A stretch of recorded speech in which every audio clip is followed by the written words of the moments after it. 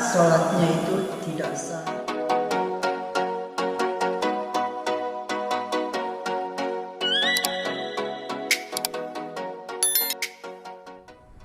Assalamualaikum warahmatullahi wabarakatuh.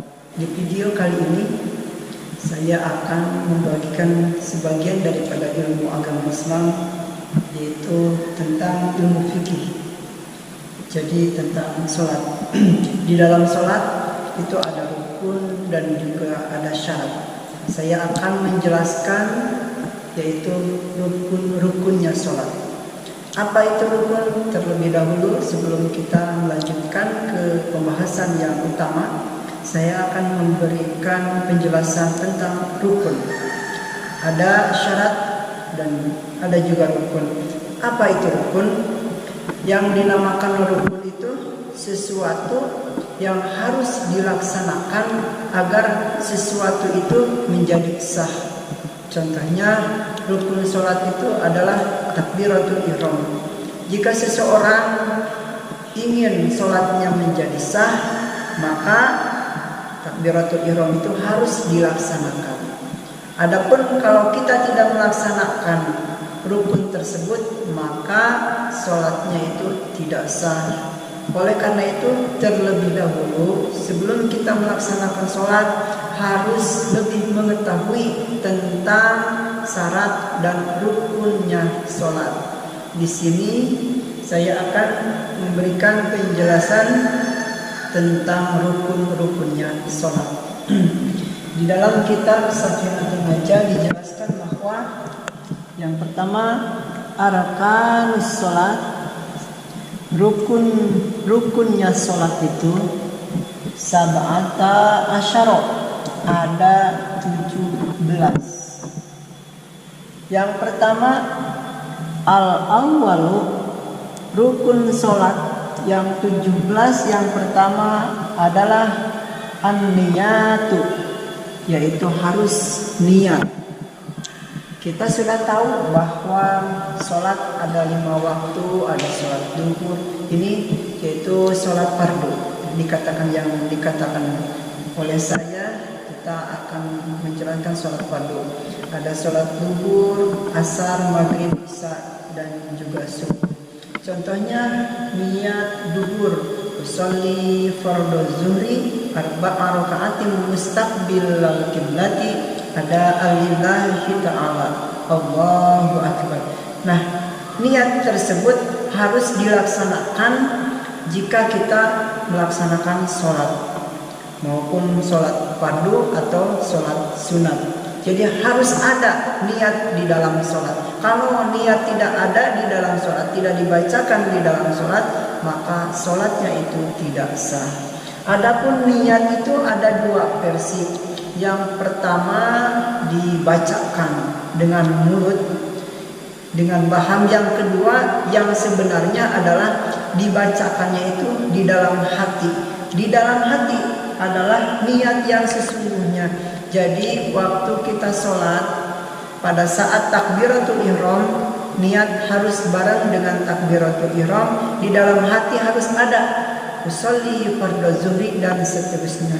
Kalaupun kita tidak tahu atau tidak terbiasa dengan bahasa Arabnya, boleh, atau itu lebih baik, bahkan itu lebih baik dengan bahasa kita sendiri, dengan bahasa Indonesia. Saya berniat sholat duhur 4 rakaat menghadap kiblat karena Allah Subhanahu wa taala. Itu bahkan lebih baik kalau dengan bahasa Arab kita tidak mengetahui arti lafaz tersebut. Sudah jelas, yang pertama niat harus ada di dalam sholat. Yang kedua asani, yang kedua takbiratul ihrami, yaitu takbiratul ihram. Takbir itu kan membaca Allahu Akbar, membaca Allahu Akbar. Ihram itu adalah yang diharamkan. Maksudnya yang pertama kita melakukan sholat itu dari takbiratul ihram. Niatkan hukumnya hukum qauliyah, sedangkan hukum qauliyah yang pertama adalah takbiratul ihram.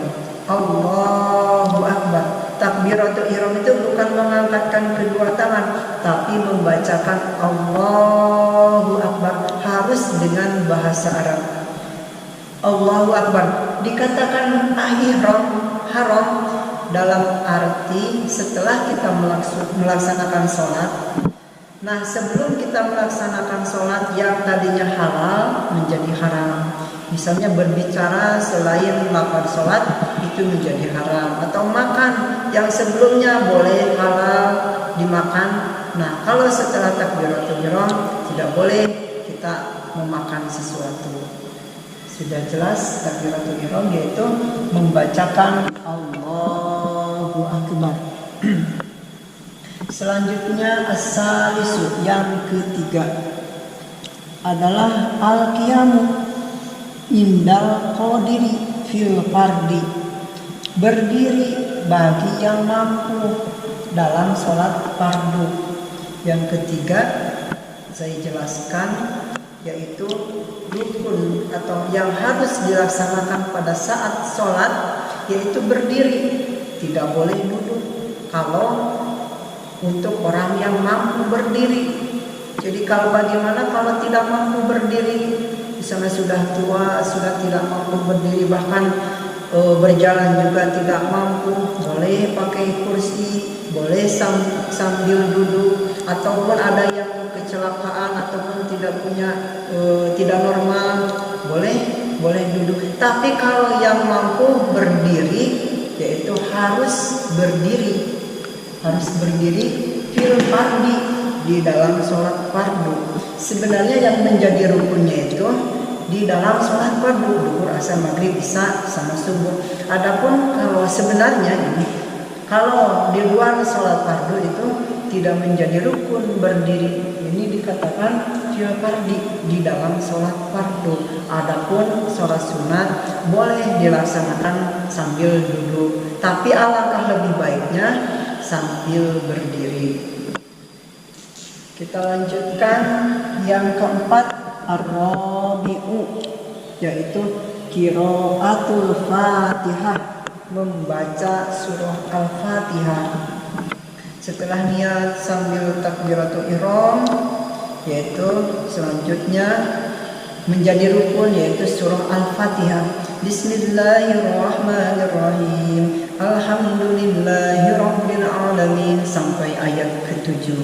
Kok bacaan atau doa iftitah kok tidak dibaca? Nah, itu bukan rukun, itu hukumnya sunat. Kita sekarang membicarakan tentang rukunnya sholat, bukan sunatnya sholat. Jadi yang keempat yaitu membaca surah Al-Fatihah, harus membaca surah Al-Fatihah, baik itu imam ataupun makmum, harus semuanya harus membaca surah Al-Fatihah. Sudah jelas. Yang kelima yaitu al-khamisu, yang kelima ar-ruku'u, yaitu setelah membaca surah Al-Fatihah waladhdallin. Nah, biasanya kita membaca sebagian ayat Al-Quran atau surah pendek. Bismillahirrahmanirrahim. Qul a'udzu birabbin nas sampai selanjutnya. Nah, kalau membaca sebagian ayat ataupun membaca surah-surah pendek, nah itu hukumnya sunat, bukan termasuk ke dalam rukun. Jadi ingat, kita sekarang membicarakan masalah rukun. Jadi kita lewat ayat atau surah yang dibaca setelah surah Al-Fatihah. Jadi setelah surah Al-Fatihah, maka yang menjadi rukun itu yang kelima yaitu ruku. Allahu Akbar. Nah, ini namanya ruku. Ruku di sini tidak boleh ditinggalkan, yaitu harus dilaksanakan karena menjadi rukun. Kalau kita tidak ruku, misalnya setelah membaca surah Al-Fatihah dan sebagian surah, atau misalnya langsung sujud, maka sholatnya itu tidak sah karena rukunnya itu dilewat. Jadi yang nomor kelima di antara sholat, yaitu ruku. Sudah dimengerti. Selanjutnya